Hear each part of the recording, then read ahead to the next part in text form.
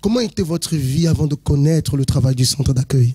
J'avais une vie désorientée, déstabilisée dans tous les domaines en fait. Pour moi, ma vie se résumait en fait à la tristesse et je consultais en fait les marabouts. J'étais persuadée que le diable était plus fort que Dieu et que c'est avec le diable en fait que je pouvais être délivrée de ma souffrance. Voilà comment je suis arrivée au centre d'accueil. La situation n'a fait qu'empirer dans ma vie sentimentale et professionnelle. Et c'est comme ça que je suis arrivée ici en fait. Alors, quand vous dites la situation a empiré professionnellement, sentimentalement, qu'est-ce qui est arrivé au juste? En fait, je voulais avoir des promotions en fait et à chaque fois j'avais des blocages. On me disait que j'étais pas compétente ou que le poste n'était pas pour moi. À chaque fois j'avais des réponses négatives. Je tournais en rond constamment. Dans blocage et intérieurement, comment est-ce que vous vous sentiez? J'étais triste, très malheureuse. J'étais même arrivée à un point où, à part le travail, je ne sortais plus de chez moi. Même pour faire mes courses, je faisais tout sur Internet. Je n'avais contact avec personne. J'étais comme ça, vraiment dans le noir complet. Comment est-ce que vous avez connu le travail du centre d'accueil? Alors, j'ai été invitée en fait par ma tante.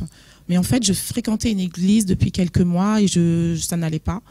Et je faisais quand même ma prière à Dieu et je disais, Seigneur, trouve-moi ma nouvelle maison. Et il a utilisé ma tante qui fréquentait le centre d'accueil qui m'a invitée. C'est comme ça que je suis venue il y a 10 ans. Lorsque vous êtes arrivé, qu'est-ce que vous avez fait ici au centre d'accueil pour pouvoir changer votre vie? Alors c'était totalement nouveau. Quand j'écoutais la parole, j'avais jamais entendu une parole comme ça. Je ne savais pas que Jésus pouvait faire autant de choses pour moi. Donc j'écoutais attentivement ce que disait l'évêque qui était là à l'époque. J'ai commencé à mettre en pratique. Ça n'a pas été tout de suite, mais petit à petit, j'ai vu qu'il y avait des changements à l'intérieur de moi et je me suis rendu compte qu'en fait, avec Jésus, c'était possible de changer sa vie. Donc j'ai commencé à faire des chaînes de prière dans ma vie professionnelle. J'ai fait campagne d'Israël. Et là, petit à petit, Dieu en fait a ouvert la porte dans mon travail où j'ai pu intégrer une banque alors que je n'avais pas du tout les compétences bancaires puisque moi j'avais fait des études dans l'histoire. Donc et je suis rentrée dans cette banque et sans aucune condition et là je me suis dit mais mon Dieu ça marche en fait. Les campagnes d'Israël, les propos que tu fais avec Dieu ça marche. Donc petit à petit comme ça j'ai commencé à conquérir, à avoir des conquêtes. Ça a commencé comme ça. Et aujourd'hui, quel est le résultat de toute cette pratique de foi à travers les propos, à travers les campagnes? Qui êtes-vous aujourd'hui? Alors, en fait, je me suis rendu compte qu'en fait, plus vous obéissez à Dieu, vous faites ce qu'il vous dit de faire, même si c'est difficile, il faut voir que s'il vous le demande, c'est qu'il va vous donner la victoire. Donc maintenant, ma vie, elle est complètement transformée. Je suis quelqu'un à travers le Saint-Esprit, parce que le Saint-Esprit, pour moi, c'est ma plus grande bénédiction, c'est une transformation de vie radicale. J'ai la joie, j'ai la paix, j'ai de l'assurance. Je sais que même si j'ai les problèmes qui peuvent se présenter, je sais que Dieu est avec moi et qui m'accompagne. Donc maintenant, mes yeux s'ouvrent. Je veux dire, c'est la lumière en moi, c'est la lumière partout où je vais. Ma vie, elle a complètement changé. C'est le changement radical. Voilà. C'est des ténèbres, c'est la lumière maintenant. Comment vous appelez? Je m'appelle Blondine. Mademoiselle Blondine, comment était votre vie avant d'arriver au centre d'accueil universel? Avant d'arriver au centre d'accueil universel, ma vie était totalement détruite.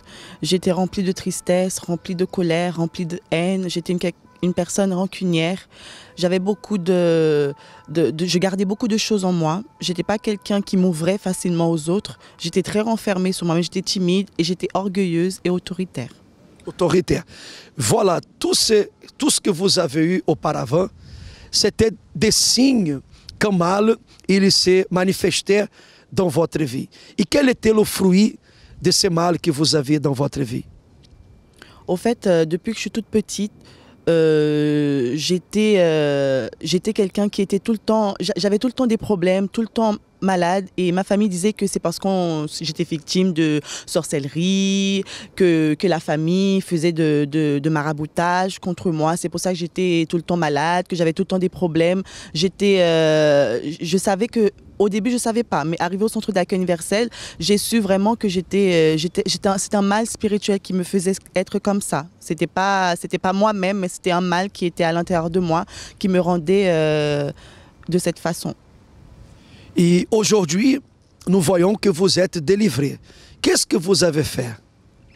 D'abord, j'ai écouté les conseils que j'ai reçus de la part des hommes et des femmes de Dieu, parce que faut dire qu'au début, j'écoutais, il y avait des ouvrières qui me parlaient, le pasteur, l'épouse, mais je disais toujours oui, mais je ne mettais pas en pratique. Et tant que je ne mettais pas en pratique, je venais à l'église tous les vendredis, mais ma vie était toujours pareille, parce que je faisais les chaînes de prière le vendredi, j'étais là le dimanche à 15h, mais ma vie était toujours pareille parce que je ne mettais pas en pratique. J'étais là juste pour venir, mais je n'avais pas un objectif d'être délivrée, d'être totalement libre de ce mal spirituel. Mais au moment où j'ai pris la décision de mettre en pratique ce que me disent les hommes et les femmes de Dieu, là j'ai commencé à voir le changement dans ma vie. Et là j'ai reçu ma délivrance totale et complète. Et aujourd'hui, quels sont les fruits de cette obéissance à Dieu et à la parole du Dieu vivant? Aujourd'hui, je suis une personne totalement différente. Je ne suis plus orgueilleuse, je n'ai plus cette tristesse en moi, je ne suis plus rancunière, j'ai réussi à pardonner, je ne garde plus rien dans mon cœur, je me sens libre de tout et je continue dans ma foi. Alors le conseil que je donnerais à cette personne, c'est de ne pas venir à l'église juste pour venir. Parce que tant qu'on vient juste pour venir, pour être là, pour occuper une place, notre vie jamais va changer. C'est de écouter ce qu'ils écoutent de l'autel et prendre des attitudes, mettre en pratique dans leur vie, pratiquer ce qu'ils écoutent et là oui ils verront une différence dans leur vie, sinon ça va pas marcher. Le fait de venir seulement à l'église pour venir, ça change rien à la vie de la personne. C'est quand on prend une attitude, on prend une décision vraiment, à partir d'aujourd'hui, je veux que ma vie elle change, je ne veux plus être la même, je veux faire tout ce que j'ai écouté. Maintenant, je vais commencer à pratiquer. Là, oui, elle va voir le résultat. Je suis plus dépressive, plus angoissée, je suis totalement différente. Venez participer d'une chaîne de prière au centre d'Accueil Universel. Nous avons la certitude aussi que votre vie, ela va se transformer. Bienvenue à vous tous qui êtes en ce moment avec nous et qui allez assister à cette émission qui va vous bénir. Pourquoi je dis cela? Parce que cette émission vous montre le chemin de la félicité. Cette émission vous montre que quel que soit ce que vous avez comme difficulté dans votre vie, il y a toujours une solution. J'aimerais déjà d'ailleurs vous inviter à préparer en ce moment votre verre d'eau. Vous savez que tout à l'heure en fin d'émission, nous allons prier en votre faveur. Vous qui passez par des moments difficiles, vous qui vous sentez fatigué, vous qui êtes désespéré, peut-être découragé, nous allons demander à Dieu de vous donner de la force, car vous avez besoin de force pour pouvoir lutter et obtenir la victoire que vous désirez dans votre vie. Sans plus tarder, voyons notre premier témoignage. Ce cas véridique, c'est celui de Aurélie. Aurélie, ça fait combien de temps que vous êtes au centre d'accueil universel? Ça fait 5 ans et demi. 5 ans et demi. Oui. Dites Aurélie, comment était votre vie avant d'arriver au centre d'accueil universel? Comment vous étiez? Qui était Aurélie? Avant d'arriver au centre d'accueil, je suis née avec des problèmes spirituels. Et plus je grandissais et plus ça se développait. Quel genre de problème? Quels symptômes, par exemple? Alors, je ressentais des présences et plus je grandissais, je voyais que ces présences se transformaient en ombre, en forme humaine. J'entendais beaucoup de voix. J'arrivais aussi, je faisais beaucoup de rêves prémonitoires, mais c'était toujours des choses négatives. Je ressentais des choses qui pouvaient arriver si quelque chose pouvait tomber sur quelqu'un, je pouvais le ressentir. J'arrivais aussi à connaître la vie de n'importe qui, même quelqu'un qui passait dans la rue. Je connaissais toutes ces choses, mais je me sentais pas bien parce que je n'appréciais pas, en fait. Ça a duré combien de temps? Ça a duré jusqu'à ce que je vienne au centre d'accueil. Oui. En plus de tout cela, j'ai été victime de sorcellerie à l'âge de 8 ans. Et à partir de là, je faisais des tentatives de suicide. C'est-à-dire... Vous avez fait des tentatives? Oui. Lesquelles, par exemple? En fait, tous les soirs, quand je dormais, à partir d'une heure précise, genre 3 heures du matin, j'entendais une personne qui m'appelait dans mon sommeil et qui me touchait. Je sentais vraiment, la personne me touchait, je pensais que c'était mes parents, qui me disaient, oui, il faut aller aux toilettes, faut faire pipi. Chaque fois que j'y allais, je prenais les produits ménagers et puis j'essayais de boire. À chaque fois, mais je n'y arrivais pas. Je n'y arrivais pas parce qu'il y avait la voix de mes parents qui me disaient, qui m'enseignaient beaucoup de choses et qui me disaient que si on mourait, si on se suicidait, on n'allait pas être avec Dieu. Et je voulais mourir, mais je voulais partir avec Dieu. Donc ça m'empêchait justement de me suicider. Et puis j'ai fait une dépression, j'avais 14 ans. Et c'est comme ça que je suis arrivée au centre d'accueil. Je me suis dit que j'avais rien à perdre parce que j'allais à l'église avant, à l'église catholique, mais ma vie ne changeait pas. Je priais pourtant, mais rien ne changeait. Donc lorsque je suis arrivée au centre d'accueil, j'ai cherché ma délivrance. J'ai été délivrée totalement. Plus de migraines, je voyais plus rien. Pendant des années, je dormais pas la nuit. Et le matin, je me réveillais chargée. J'étais chargée, angoissée. Et depuis le premier jour que je suis arrivée au centre d'accueil, tout est sorti. Aujourd'hui, quand vous dites que vous êtes libre, aujourd'hui, quand vous dites que tout est sorti, c'est-à-dire ces symptômes que vous avez vécus pendant des années, oui, ils sont sortis de votre corps. Tout est parti. J'ai fait des chaînes de prière pour ma vie. Quelle chaîne de prière vous avez participé? Je venais je venais le mercredi, vendredi et dimanche. Mais le vendredi, je venais vraiment. Depuis le jeudi soir, j'étais angoissée parce que je savais que c'était la délivrance. Ça m'arrivait souvent le vendredi, soit j'avais des migraines, j'avais mal au ventre, quelque chose qui m'empêchait de venir. J'avais envie d'aller à l'église, mais il y avait quelque chose qui me retenait. Au point où, quand ma mère, elle conduisait, je voulais soit tirer le frein à main, ou soit tourner le guidon pour faire un accident parce que la chose, elle me contrôlait, en fait. Et aujourd'hui, qui est Aurélie? Eh bien, aujourd'hui, je n'ai plus cette haine parce que je comprenais pas ce qui m'arrivait. J'ai la paix, je dors très très bien. Et puis, j'ai vraiment découvert ce qu'est la foi au centre d'accueil. J'ai eu mon frère qui avait fait un accident avec ma sœur. Il est resté 3 mois alité. Et aujourd'hui, même l'école ne voulait pas de lui. Ils lui ont dit qu'il va redoubler son année. Aujourd'hui, il est passé. Pourtant, il n'a pas été à l'école. Il a réussi son année. Ma mère, elle est complètement délivrée, même baptisée du Saint-Esprit. Et mon père, qui venait pas. Aujourd'hui, c'est même lui qui pousse tout le monde à aller à l'église. Aujourd'hui, je reste vraiment dans la foi, dans la confiance. Parce que toutes ces expériences que j'ai eues avec Dieu, je peux pas mettre ma vie ailleurs. Je peux pas mettre ma vie ailleurs que dans les mains de Dieu. Ayant vécu cette expérience des chaînes de prière, de la campagne, tout ça, quelle invitation vous laissez pour les personnes qui vous entendront dans votre témoignage? Il faut toujours persévérer. C'est vrai que quelquefois, il peut y avoir des doutes. Mais les doutes, sachez très bien que ça vient pas du tout de Dieu. Parce que Dieu nous dit toujours de venir, de se lancer entre ses mains. Et s'il nous dit de se lancer entre ses mains, c'est parce qu'on doit avoir confiance en lui. Moi, je suis sortie de très loin. Si c'était pas la main de Dieu, je serais pas debout aujourd'hui, en train de témoigner sa gloire. Amen. Je ne serais pas en train de témoigner, c'est sûr. Que Dieu vous bénisse, Aurélie. Félicitations parce que vous avez réussi. Merci. Vous êtes bien d'accord avec moi que personne n'est né pour souffrir? Oui ou non?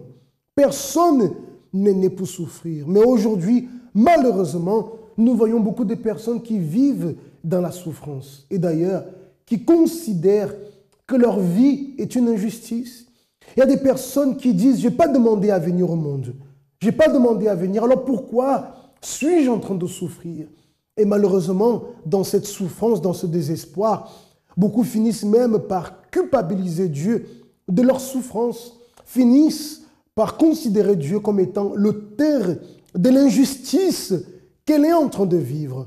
Mais vous allez voir le témoignage en ce moment de Denis et vous allez comprendre que Dieu n'est pas l'auteur des injustices que nous vivons dans notre vie. Mais Dieu désire nous faire justice. Très cher ami, Dieu désire vous faire justice, quelle que soit l'injustice que vous vivez en ce moment. Voyons très attentivement l'histoire de Denis. À tout de suite. Les problèmes que j'ai rencontrés avec mon ex-femme, les mères de mes enfants, elle vient avec des hommes, quelqu'un dans ma propre maison. J'ai pris ma valise, on s'est séparés et je suis remarié. Dans les années, j'avais plein de problèmes. Et avec ça, elle prenait toujours mon argent. Et on m'a dit, oui, il faut que tu payes passoire alimentaire. Je suis venu ici en France, je n'ai jamais chômé.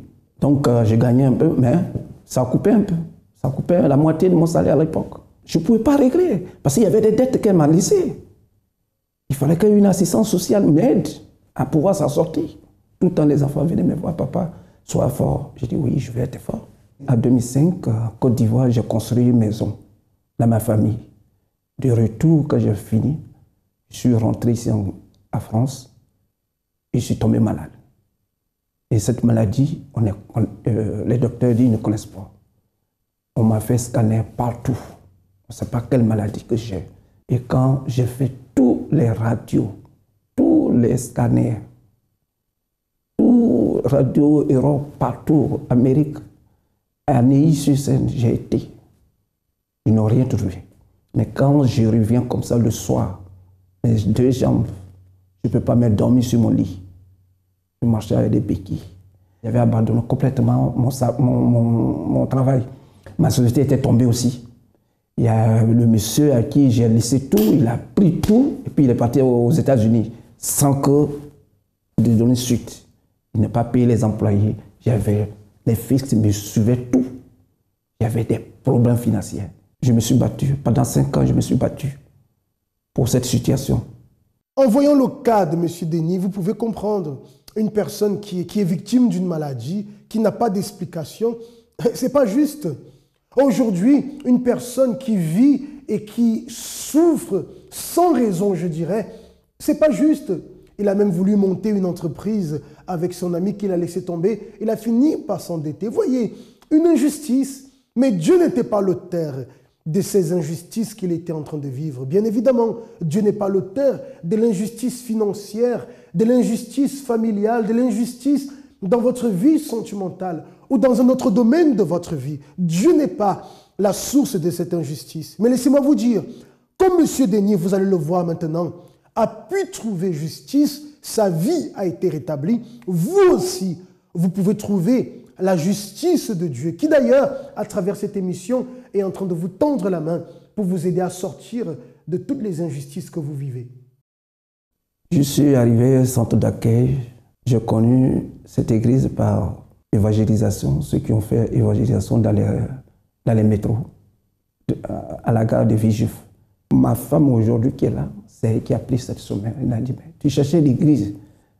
Mais j'ai appelé, on dit l'église à Villejuif. Je dis, oh, laisse cette histoire d'église. Et ma femme est venue. Elle partait à l'église. J'ai dit, bon, tous les soirs tu vas là-bas. Donc aujourd'hui, dimanche, je vais te suivre. J'étais assis. Mais tout ce que le pasteur disait, la prédication, c'était pour moi. Et après, j'ai vu le pasteur. Je lui ai expliqué mon problème. Et il m'a dit, comme vous êtes malade, vous venez tous les mardis. Il y a eu la campagne d'Israël. J'ai fait la campagne pour ma guérison. J'ai le marabout, je dépense. On dépense. Le marabout te dit ça et puis tu dépenses. Le marabout te dit de faire ça et puis tu fais. Mais là où on te dit directement à l'autel de Dieu, fais ton sacrifice et puis Dieu va te guérir. C'est sorti sur l'autel. Alors je me dis, moi je vais me sacrifier. J'ai dit à ma femme, je n'ai rien à perdre. À l'époque, je dis, je suis déjà mort. La campagne d'Israël, pour moi, c'est le plus court chemin pour voir la grandeur de Dieu, la puissance de Dieu. Avec la campagne d'Israël, on voit la gloire de Dieu.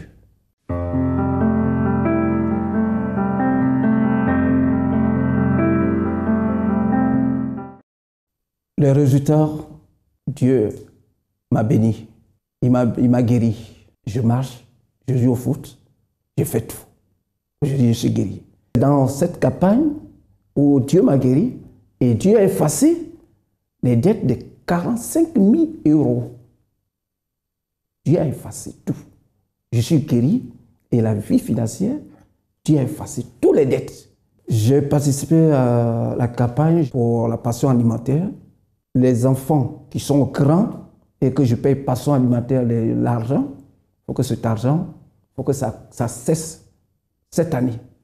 2016, il faut que ça cesse. Et Dieu a répondu.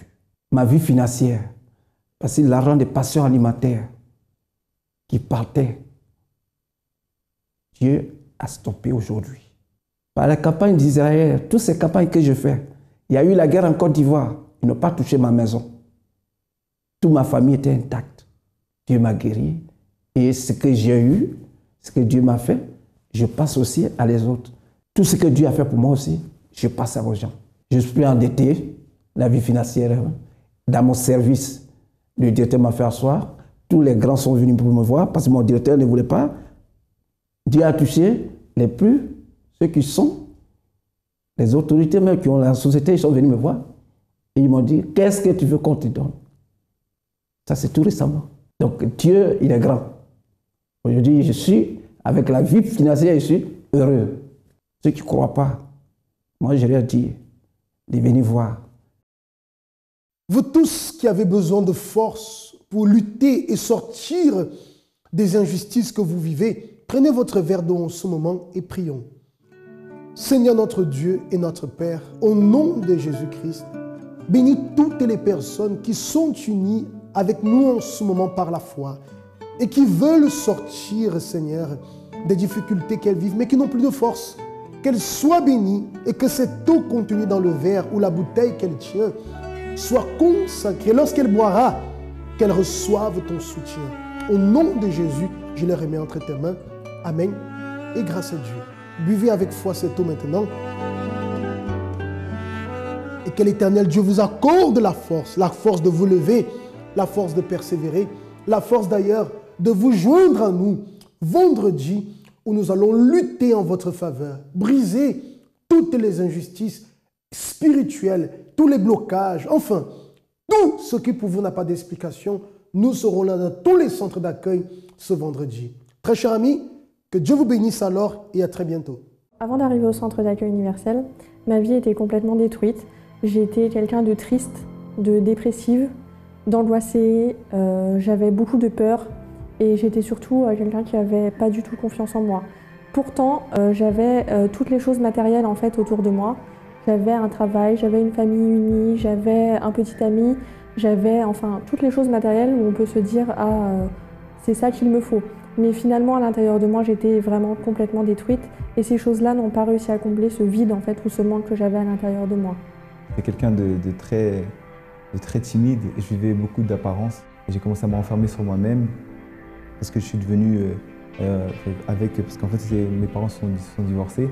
Du coup, je suis devenu rancunier par rapport à mon père. J'en voulais beaucoup à mes parents par rapport à cette situation. J'ai commencé à me détruire et ça a joué sur mon caractère. Jusqu'au jour où j'ai pu intégrer un centre de formation de football parce que je faisais du foot. Et quand je suis parti, j'ai décidé que voilà, ce que j'avais vécu avant, maintenant, il fallait que ça soit tout nouveau. Donc j'ai commencé à mentir, à cacher. Je me suis dit, je vais faire une nouvelle vie, une nouvelle identité. Ça m'écœurait en fait, de savoir que en fait, ce que j'étais en train de vivre d'apparence, que je mentais sur moi-même. Et même moi, quand je vivais, j'étais dégoûté de moi-même. Et ensuite, un jour, j'ai fait la rencontre de ma femme. Et au début, tout allait bien. Au début, tout allait bien. On était 6-7 mois après notre rencontre. On a déjà emménagé ensemble, on habitait ensemble. Et tout allait bien. Tout allait bien jusqu'au jour où on a commencé à vivre ensemble. Et là, c'était différent. C'était différent parce que en fait, j'avais un problème vraiment. J'étais une personne qui était vraiment très très jalouse. Et cette jalousie, en fait, c'était dû au manque de confiance en moi. Quand il était dehors, je pensais toujours qu'il était avec des filles, qu'il me trompait, enfin, qu'il n'était pas du tout accroché à moi, en fait. Et du coup, j'étais quelqu'un de nerveuse. Quand il rentrait à la maison, c'était vraiment crise de jalousie. Je lui posais 150 000 questions pour savoir où il était, avec qui, pourquoi il était arrivé en retard. J'en arrivais même à regarder dans son téléphone pour voir s'il n'y avait pas des numéros de filles ou s'il n'y avait pas des SMS de filles.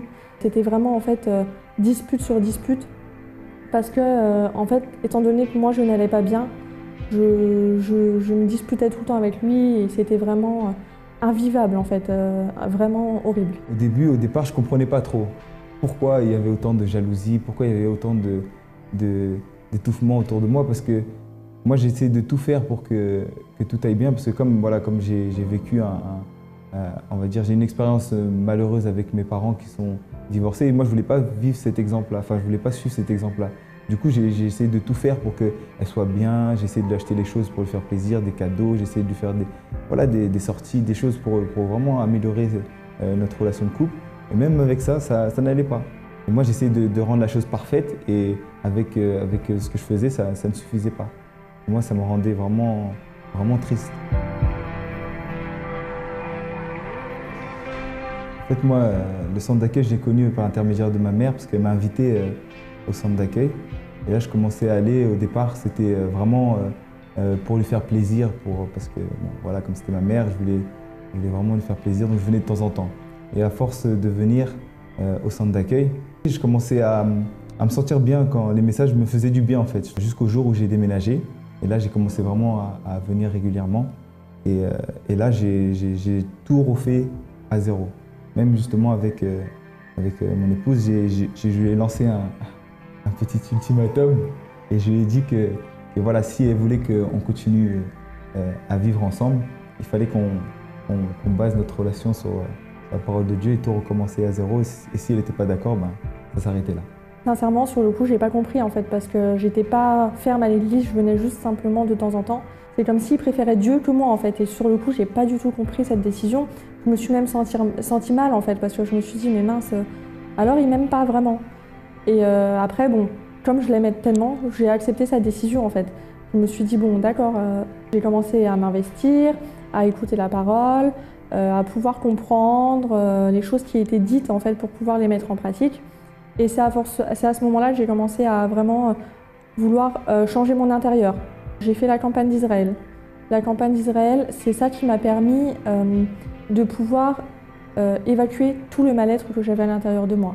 J'ai sacrifié mon tout sur l'autel et c'est vraiment ça qui a pu me faire du bien en fait et pu changer ma vie. J'ai vécu dans une situation où c'est que j'avais décidé de tout recommencer, donc changer de vie. Et du coup, j'ai sacrifié pour ça, pour avoir une vie transformée, une vie différente.